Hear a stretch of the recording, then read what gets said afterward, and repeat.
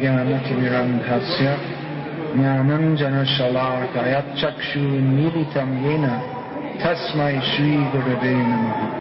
Translation. Radha and Krishna are one and the same, but they have assumed two bodies. Thus they enjoy each other, tasting the mellows of love. Purport. The two Transcendentalists, Radha and Krishna, are a puzzle to materialists. The above description of Radha and Krishna from the diary of Srila Swarup Damodar Goswami is a condensed explanation, but one needs great spiritual insight to understand the mystery of these two personalities. One is enjoying in two. Sri Krishna is the potent factor and Srimati Radharani is the internal potency. According to Vedanta philosophy, there is no difference between the potent and the potency. They are identical. We cannot differentiate between one and the other any more than we can separate fire from heat. Everything in the Absolute is inconceivable in relative existence. Therefore, in relative cognizance, it is very difficult to assimilate this truth of the oneness between the potent and the potency. The philosophy of inconceivable oneness and difference, propounded by Lord Chaitanya, is the only source of understanding for such intricacies of transcendence. In fact, Radharani is the internal potency of Sri Krishna, and she internally intensifies the pleasure of Sri Krishna. Impersonalists cannot understand this without the help of a Mahabhagavat devotee. The very name Radha suggests that Srimati Radharani is eternally the topmost mistress of the comforts of Sri Krishna. As such, she is the medium transmitting the living entity's service to Sri Krishna. Devotees in Vrindavan therefore seek the mercy of Srimati Radharani in order to be recognized as loving servitors of Sri Krishna. Lord Chaitanya Mahaprabhu personally approaches the fallen conditioned souls of the Iron Age to deliver the highest principle of transcendental relationships with the Lord. The activities of Lord Chaitanya are primarily in the role of the pleasure-giving portion of his internal potency. The absolute personality of Godhead, Sri Krishna, is the omnipotent form of transcendental existence, knowledge, and bliss in full. His internal potency is exhibited first as Sat, or existence, or in other words, as the portion that expands the existence function of the Lord. When the same potency displays full knowledge, it is called Chit, or Samvit, which expands the transcendental forms of the Lord. Finally, when the same potency plays as a pleasure-giving medium, it is known as Hladini, or the transcendental blissful potency. Thus the Lord manifests his internal potency in three transcendental divisions. Srila Prabhupada writes here, the above description of Radha and Krishna from the diary of Srila Swarup Damodar Goswami. By above description, he's not referring to this verse which we read today, but the verse before it. It's a famous verse in Sanskrit, which in the next, for the part of the chapter of Sri Chaitanya Charitamrita, this verse is the beginning of the explanation of the verse, which Prabhupada says is a condensed explanation. The famous verse, Radha Krishna Pranaya Vikriti Hladine Shakti Rasmad Ekatmanav Apibhuvi Pura Deha Bhedam Gato To Chaitanya Tam Bhakatam Yadadhana Tadvayam Chaikyamatam Radha Bhavadyuti Subalitam Nomi Krishna Swarupam. The loving affairs of Sri Radha and Krishna are transcendental manifestations of the Lord's internal pleasure-giving potency. Although Radha and Krishna are one in their identity, they separated themselves eternally. Now these two transcendental identities have again united in the form of Sri Krishna Chaitanya. I bow down to him who has manifested himself with the sentiment and complexion of Srimati Radharani, although he is Krishna himself. Prabhupada begins this purport by describing Radha and Krishna as transcendentalists. Generally, we think of a transcendentalist as someone who is practicing sadhana with the aspiration to attain to the transcendental platform. Another meaning that Prabhupada is giving of transcendentalists is those who are on the transcendental platform. From Radha and Krishna's perspective, they're not on the transcendental platform. That's only from our perspective, because we're not transcendental. It's transcendent to us. They're on the absolute platform. We're on the relative platform. We are relative to them. They are the absolute reality. So Radha and Krishna, they don't discuss such matters. As here Prabhupada is saying, according to Vedanta philosophy, there is no difference between the potent and the potency. Shakti, Shaktimatar, Abheda. But Radha and Krishna are not discussing this. They're just being Radha and Krishna and enjoying. Technically, Krishna is the enjoyer and Radha is the enjoyed. But they're both happy always. Happy in a way that as long as we're in the relative position, we cannot begin to understand. So Prabhupada writes that the two transcendentalists, Radha and Krishna, are a puzzle to materialists. Not only are they a puzzle to materialists, but they're a puzzle to most transcendentalists also. They're a puzzle even to most Vaishnavas, because most Vaishnava means they're worshipping Vishnu. Vishnu asya devata iti Vaishnava. The simple definition of a Vaishnava is one who worships Vishnu.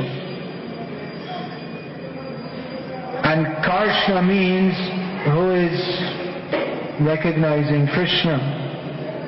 And Gaudiya means who is worshipping Radha and Krishna.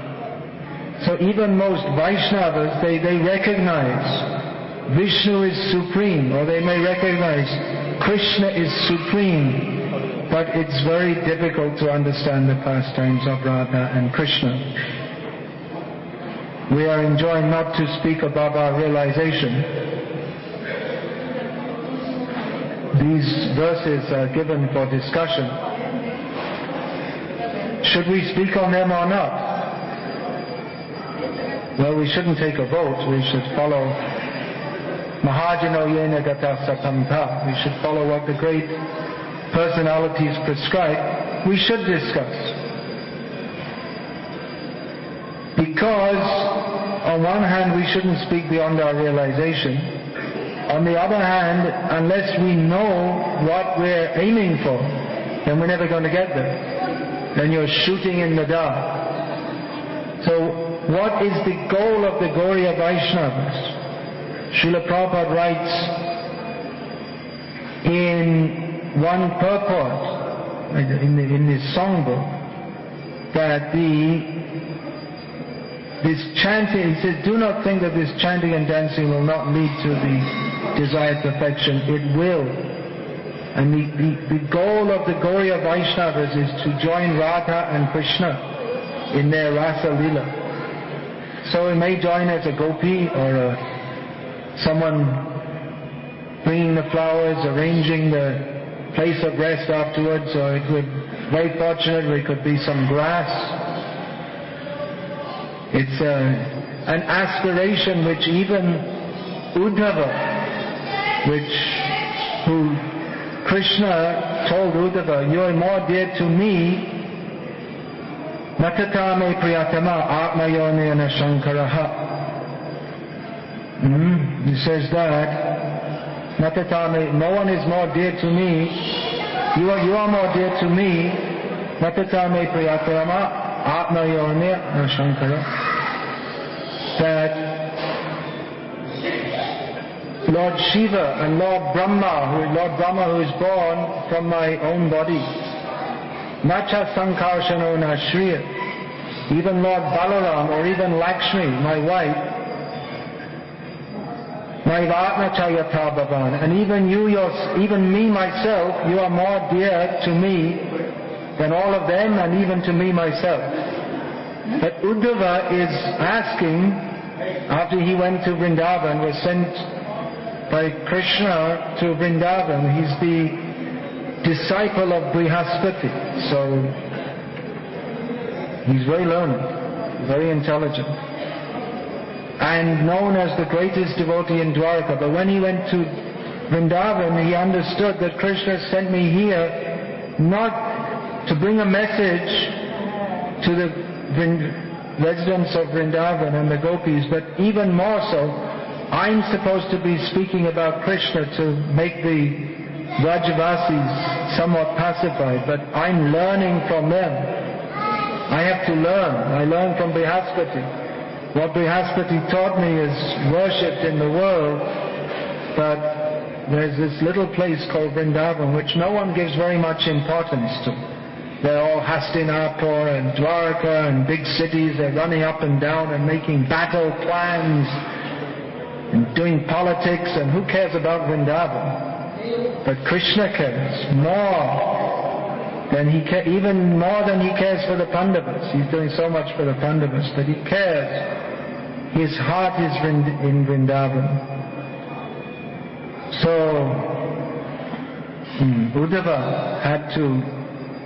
Uddhava was praying, ultimately I can become the creepers, the grass, something insignificant in Vrindavan, so that sometime the gopis, they might walk on my head, the head of the grass.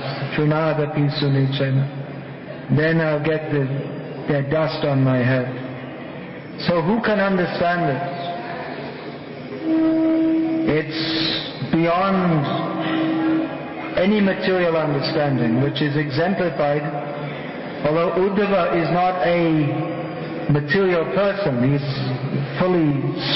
a fully transcendental person, he's a transcendentalist. But the knowledge that he has, the knowledge of the activities of this world, he's received from the greatest Vedic scholar, Brihaspati, but that's not enough to even begin to understand Radha Krishna Pranaya Vikriti Hladina Shaktya Asma, the loving pastimes of Radha and Krishna, which is therefore very difficult to understand. To help us to understand it, Srila Krishnadas Kaviraj Goswami at the beginning of Chaitanya Charitamrita has presented the philosophical understanding of who is Sri Krishna Chaitanya Mahaprabhu.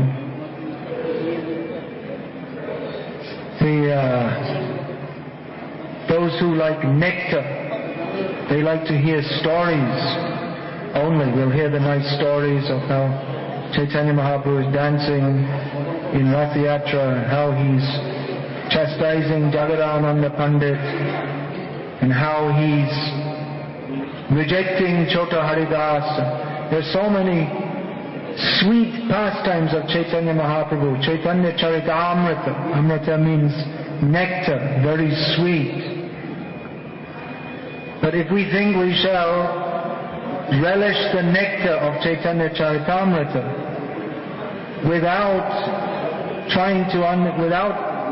taking the whole Chaitanya Charitamrita as it is, without trying to understand, as Krishnadas Kaviraj Goswami has taken the trouble to inform us of who is Sri Krishna Chaitanya Mahaprabhu, why is he performing these leelas. What is he doing? Even if we think of him as a devotee, it's very sweet to hear. But if we can understand, at least theoretically, the mystery of his appearance, there are reasons. He who is sarva karana karanam, the cause of all causes, there are also reasons for his descending into this world. There are reasons why Radha and Krishna, who are one, they are two. They're the same one truth that is described. This will be described in the next few shlokas. Just like the musk and its aroma are inseparable. You cannot have the aroma of musk without musk, and you can't have musk without its aroma. So in the same way, Radha and Krishna, they are one in as much as they are inseparable.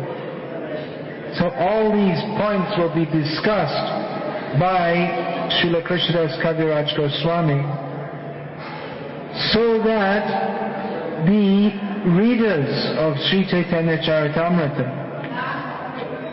here we're reading, Anone Biloshe Rasha Ashadana Kari, they reciprocate with each other to enjoy, to taste the rasa, the mellows of love.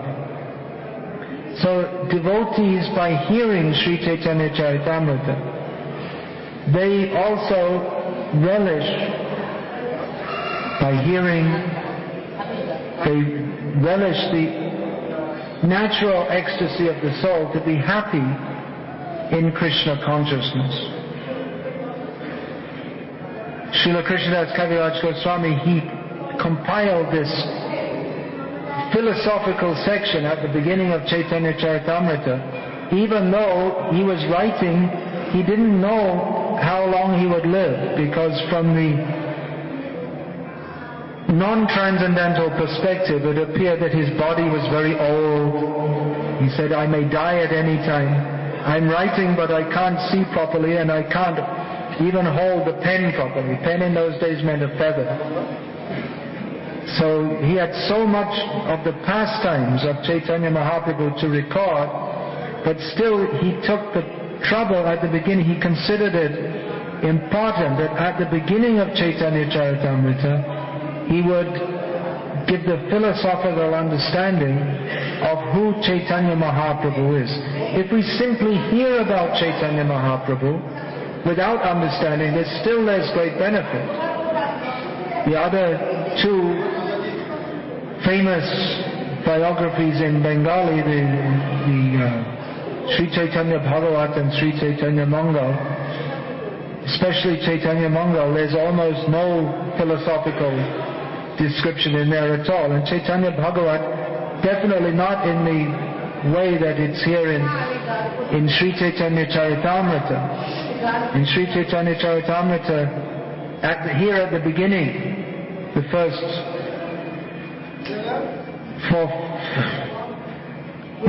four chapters, they discuss the philosophy of understanding Guru Tattva, Chaitanya Leela Tattva, and there's a description of the Chaitanya tree, and then who the Pancha Tattva are. And then later on in Chaitanya Charitamrita, there are also extensive philosophical discussions of Chaitanya Mahaprabhu's teachings to Rupa Goswami and Sanatana Goswami. So all these are there so that we can understand, at least theoretically. If we understand theoretically, then by understanding theoretically, we can begin to enter into the actual understanding of Chaitanya Mahaprabhu, which is that's ultimately to be experienced. But for those who are sadhaks, or those who are traversing the path from Achaitanyamidam Vishvam, everyone in this world is Achaitanya. They have no consciousness. They don't have Krishna Chaitanya. They don't have consciousness of Krishna or Krishna Chaitanya. So those who are traversing the path from being unconscious, Chaitanya means also unconscious, to consciousness of Krishna Chaitanya Mahaprabhu, for them it is essential to understand that Sri Krishna Chaitanya Radha Krishna Mahayana. What are the implications of Krishna Chaitanya Mahaprabhu being Radha and Krishna? And what does it mean? How is it that Radha and Krishna, who are eternally happy in the land of Vrindavan, who are complete in all respects, they have nothing to gain. Krishna is Atma Rama, Apta Kama. He's full and complete in himself. All his desires are automatically fulfilled, but still he feels some inadequacy. How is this possible? So this is a puzzle to materialists. Definitely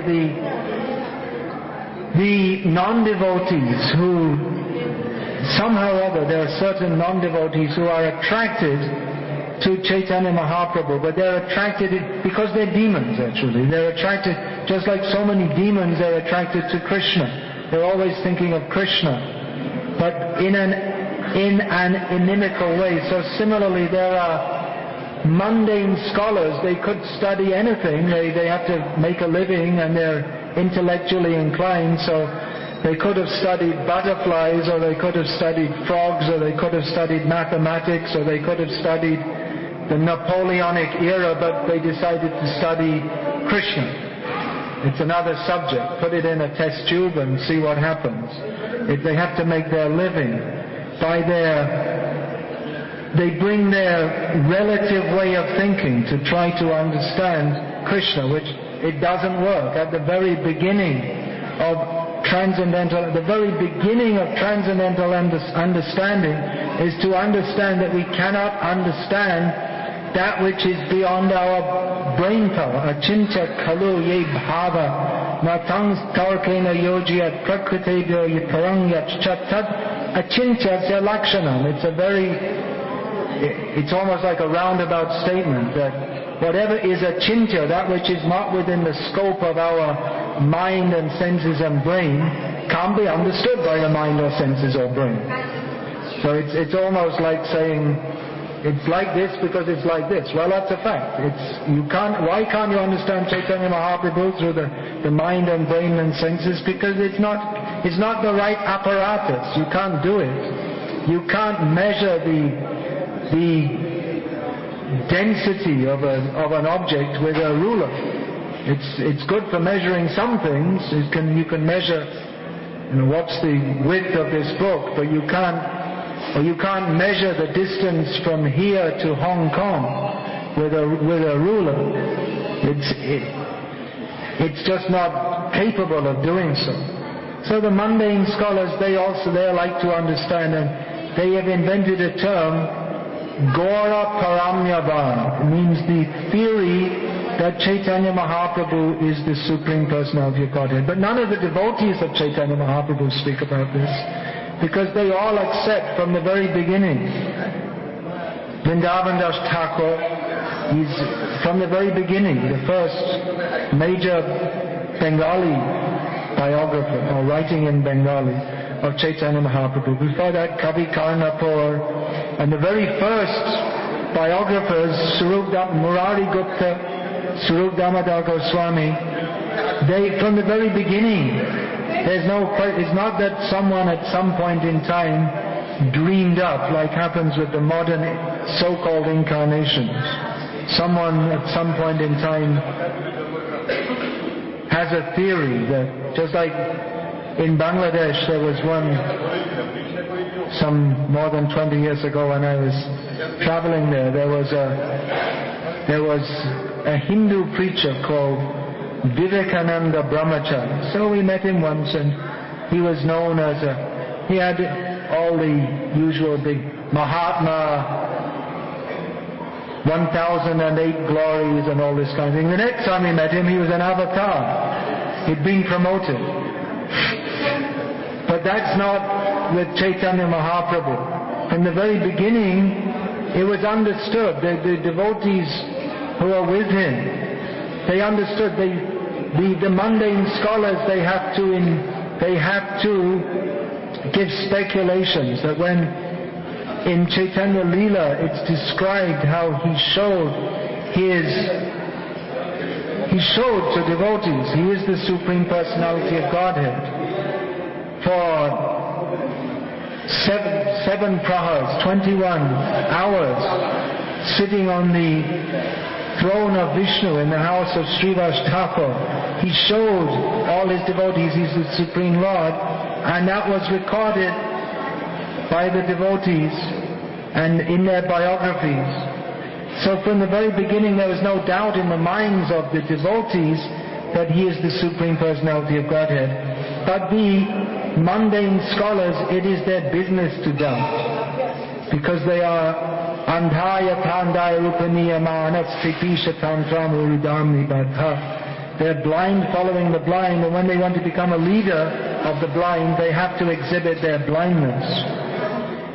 So they make up this theory and that theory and another theory, and they have a theory that someone had a theory that Chaitanya Mahaprabhu is the Supreme Personality of Godhead, but it was never a theory in the minds of those who are actual Transcendentalists. They knew from the very beginning, and to help others understand this and appreciate this, they compiled their writings. This verse, Radha Krishna Pranaya Vikruti Hladine Shakti Rasmad, this is from the culture or the diary of Sri Swarup Damodar Goswami, which is not extant anymore.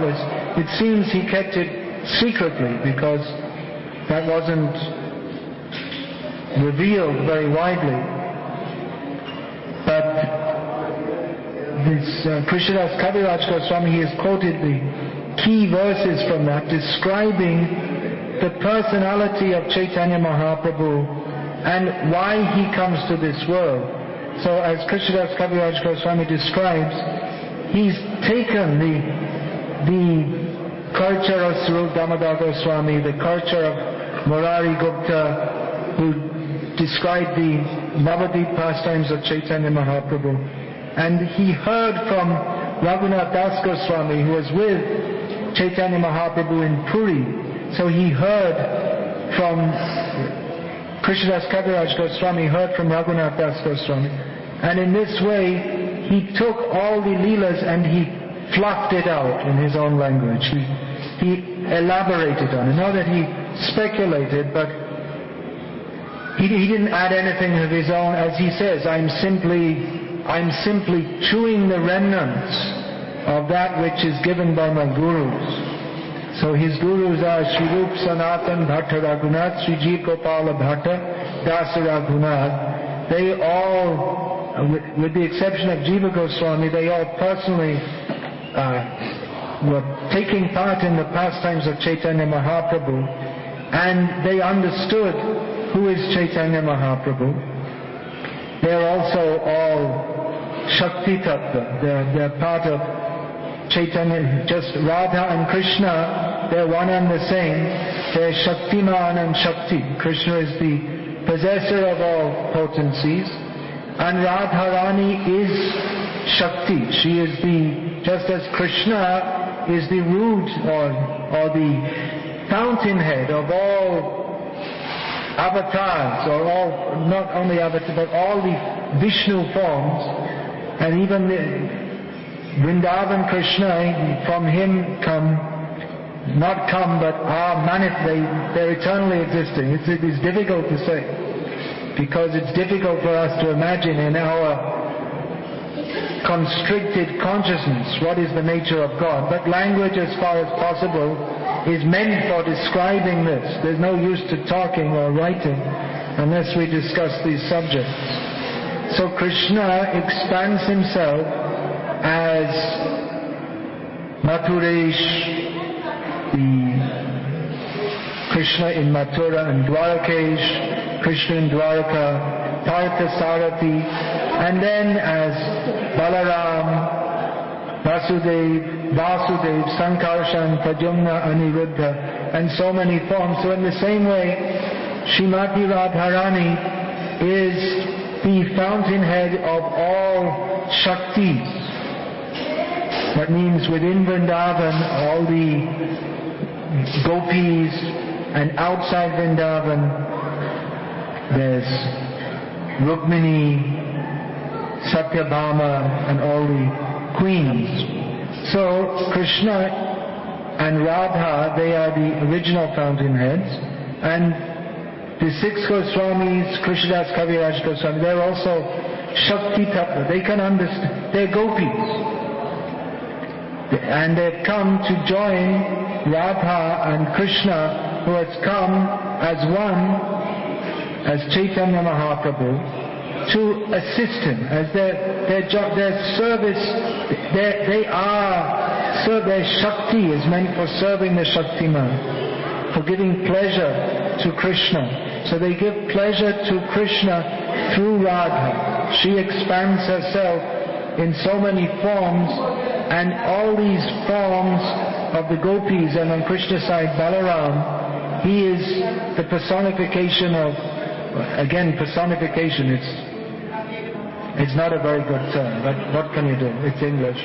It gives the idea of something that didn't exist, but it comes into existence. But Balaram is eternally existing as the fountainhead of service to Krishna, as is Radharani. Radha, the very name, means she who is the best worshipper of Krishna. So she only thinks of how to please Krishna, and all her energies, all her expansions, for want of a better term, they are assisting her to please Krishna.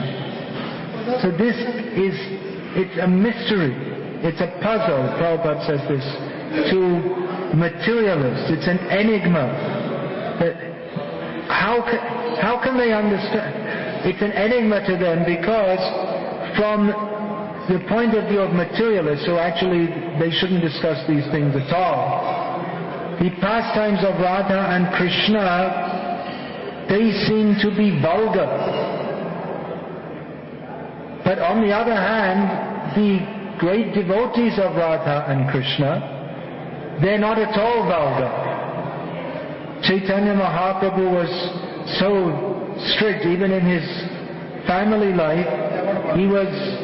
In his childhood, he used to joke with the young girls. But then after that, he was very proper in his dealings with, of course, everything Chaitanya Mahaprabhu does is proper, even if it seems improper. But even from the point of view of worldly dharma or worldly cultured behavior, he didn't mix up with the women of Nadia, as is wrongly misconstrued by the Gaur-Nagari Upper Sampradaya. He was very proper in that respect, and after taking sannyas, he was so strict about this that his devotees, they didn't even say the names of any women to him, even the names of women elder on the level of mothers. Not anyway, you don't say the names of women, but when Parameshwar Modak, one of his devotees, came and he said, "Oh, Mukunda Mat, she's also come," means his wife had also come. You don't say the name in the Vedic culture. We won't say the name of generally won't be said the name of a woman, but you'll say what is the name of her first son and his mother, Mukunda Mata. So she's also come, and Chaitanya Mahaprabhu, he was feeling, I'm a sannyasi, he shouldn't say like that. So he was so strict.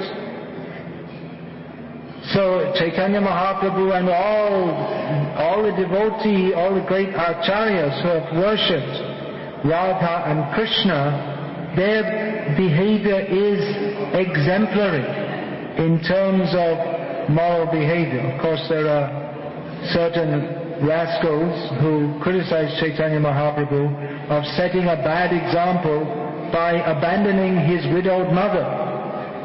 They're rascals. We don't accept what they say. But it's enigmatic. How is it that the pastimes of Radha and Krishna, which appear so vulgar, are worshipped by great sannyasis and persons in whose behavior there is no trace of vulgarity? So it suggests that what they are saying, if we're going to approach this at all from the mundane platform, it suggests that what they say is true, that actually hearing about Radha and Krishna is purifying. That is the version of the Bhagavatam. That by hearing about the pastimes of Radha and Krishna, which seem shocking to the materialists, of course in the modern age it's not shocking that a man would sport with other people's wives, but actually it should be shocking, because it's for a man to sport with other people's wives is uncivilized. It's subhuman behavior. Or, in the case of Krishna, it's superhuman behavior. But those who are only on the human platform, they can't understand this. Those who are subhumans, they certainly can't understand it. And those who are only human, they also can't understand it. One has to become transcendental, then he can begin to understand it. But at least in the beginning it should be accepted that the same Vyasadeva who compiled all the Shastras for the elevation of human society was not in his old age senile, but in his old age, or his old age, he's still there in the Himalayas, but towards the last literary contribution he made was the Srimad Bhagavatam, in which he described in detail the pastimes of Krishna in Vrindavan and Mathura and Dwarka, and he described them in a guarded way. What is Krishna's Gopi Leela? It's there in a guarded way, it's described. Later Chaitanya Mahaprabhu came, the Panchatattva came, and the storehouse of love of Krishna, which is Srimad Bhagavatam, that required to be opened by the devotees who are described in the beginning of Bhagavatam. Pivata Bhagavata Rasam Alayam Mahoraho Rasika Bhuvi Bhavukaha. Those who are Rasik Bhaktas, they can understand to the fullest extent what is the teaching of Srimad Bhagavatam.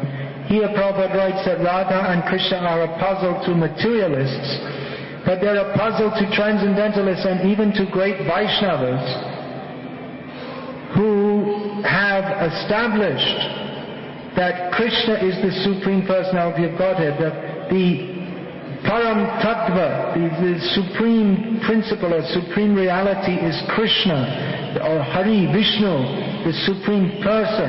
They have established this very strongly in the world. Madhvacharya especially has completely smashed the Mayavad theory that all is one and one is all, and there's no supreme or less, or everything is all simply one. The Madhvacharya established that, but what the full ramification of this Krishna being the Supreme Person is that He's the Supreme Enjoyer, the Supreme Lover. He's not simply supreme sitting on a throne, but He exhibits His supremacy more by dancing in the cowherd pastures of Vrindavan without any shoes on and with the gopis. So this is the logical, if we want to take it as far as logical go, the logical conclusion of Krishna being the Supreme Personality of Godhead, but being constricted by Shastric understanding.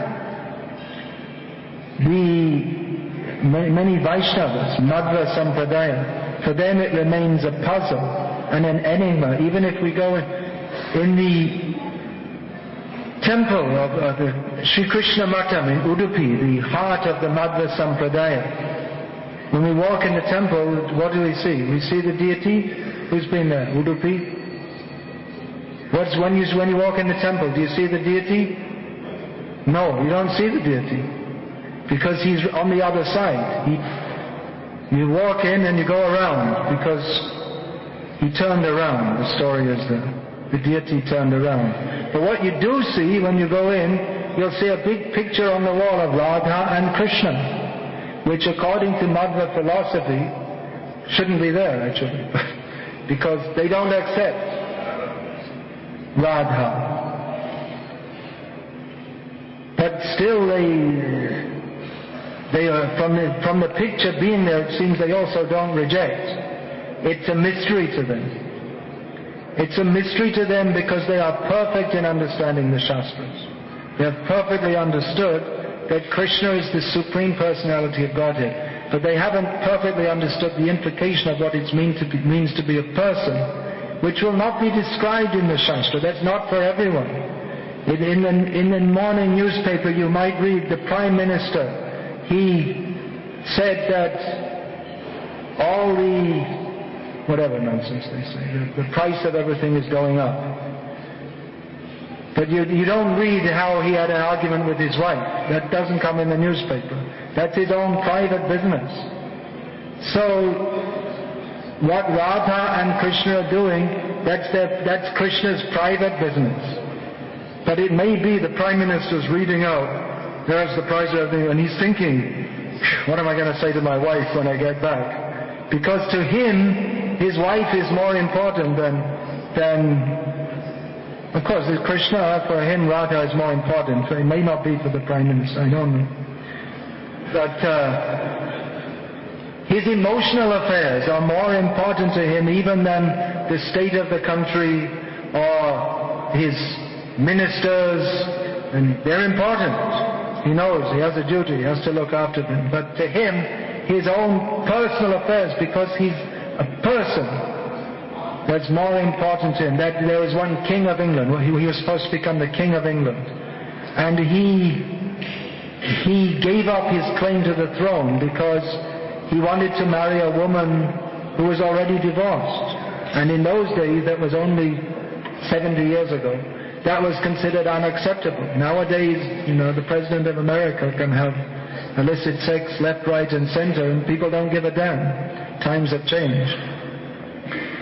So his emotional affair, he considered it more important. That yes, I know I've been trained since childhood to be the king, but I can't do it because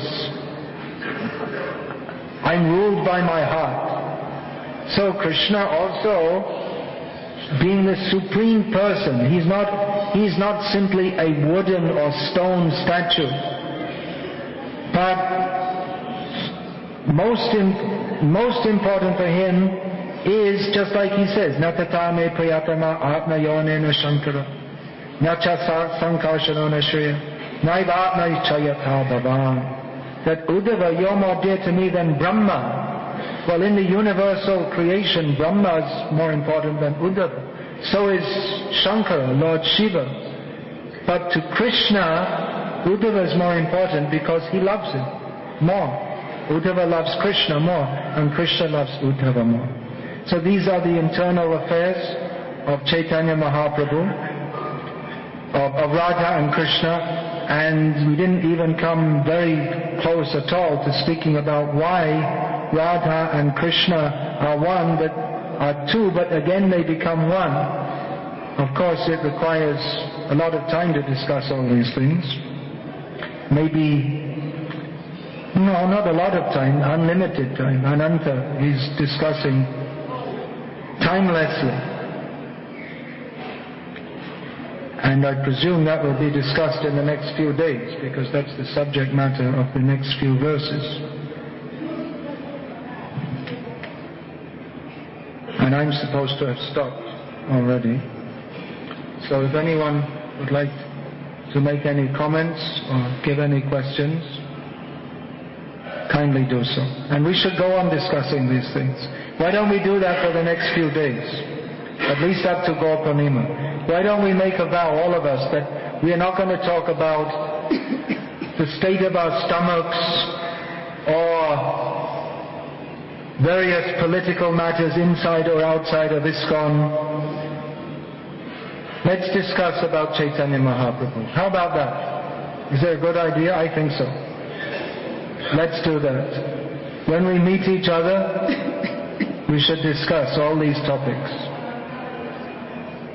Hare Krishna. Any comment or question, please? Yeah.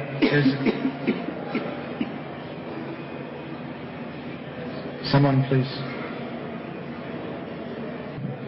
Jodi ama prati sneho take shabaka, tobe Krishna beti rikto na gaidaya. Chaitanya Mahaprabhu said, if you love me, then do one thing. Don't talk about anything else except Krishna. So we can do that, at least for a few days. See if we can do that. We'll talk about Chaitanya Mahaprabhu. Please? Oh, you weren't putting your hand up. There was a fly in the dham of Chaitanya Mahaprabhu. We have to connect it somehow to Chaitanya Mahaprabhu. Otherwise, we're not following our sadhana. I have a question. Yeah. So you were saying that Krishna was Please speak in the mic. in the rasa dance, dancing without his shoes on. Can you elaborate on that? Why he didn't have his dancing shoes on? Well, Krishna doesn't wear shoes in Vrindavan.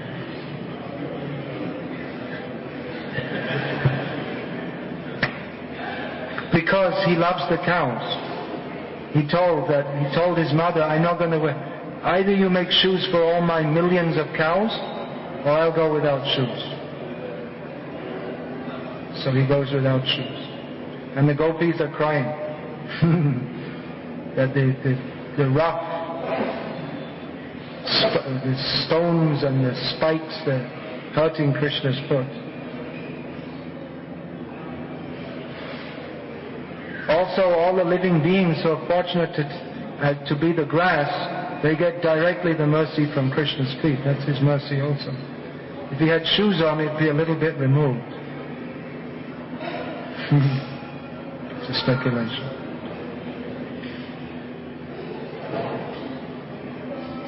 Hare Krishna, Srimad Chaitanya Charitamrita.